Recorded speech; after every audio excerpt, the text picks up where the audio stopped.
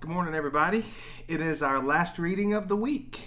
And as we come to this, we've been reading through the Gospels of Jesus, and we've been seeing him do many miracles and healings and cast out demons and people who couldn't see, he made them see. And the girl who was dead, she was alive. And today we are going to examine 3 more miracles that Jesus himself did.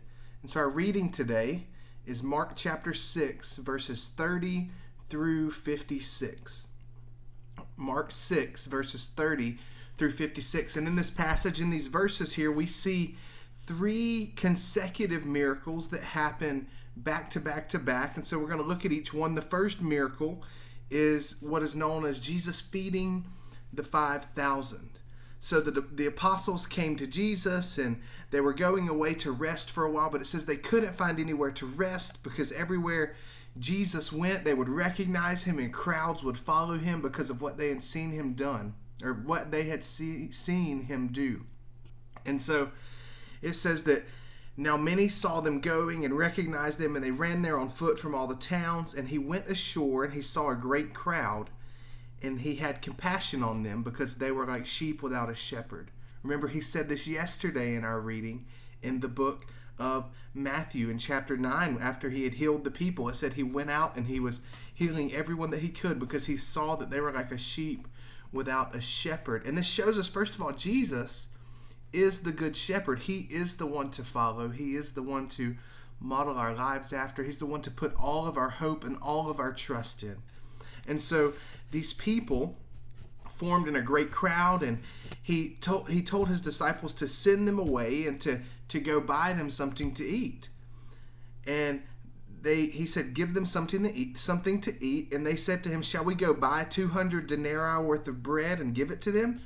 And Jesus said, how many loaves do you have? And they said 2 loaves, or 5 loaves and 2 fish. And it says Jesus blessed this, looked up to heaven, and then he fed over, it says 5,000 men, so we can't even imagine with women and children who have been there, possibly 20,000 people that Jesus fed with 5 loaves of bread and 2 fish. And I know this sounds impossible, but it just shows us the power of Jesus, that truly he can do what no one else can. He is holy, he is set apart, he is unlike any other.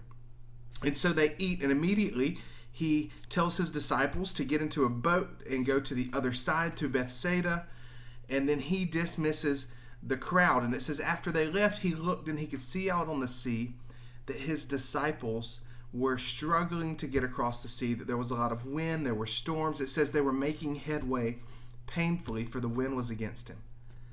And so Jesus came out among them walking on the water, and they were frightened because they thought it was a ghost. And then Jesus says, take heart. It is I. Do not be afraid. And when Jesus announces himself, when he proclaims that he is here, we have no reason to fear. And as we live as believers with his Spirit every day living inside of us, this right here should show us just another reason why we have no reason to fear. Because we have him with us constantly. He goes with us everywhere we go inside of us. So then when they get to the other side, when they cross over, it says they came to a land named Gennesaret. And they got up to the shore and they got out. And again, people were there because they recognized Jesus. So a crowd formed. And it says that as they recognized him, they ran about the whole region and began to bring the sick people on their beds to wherever they heard he was.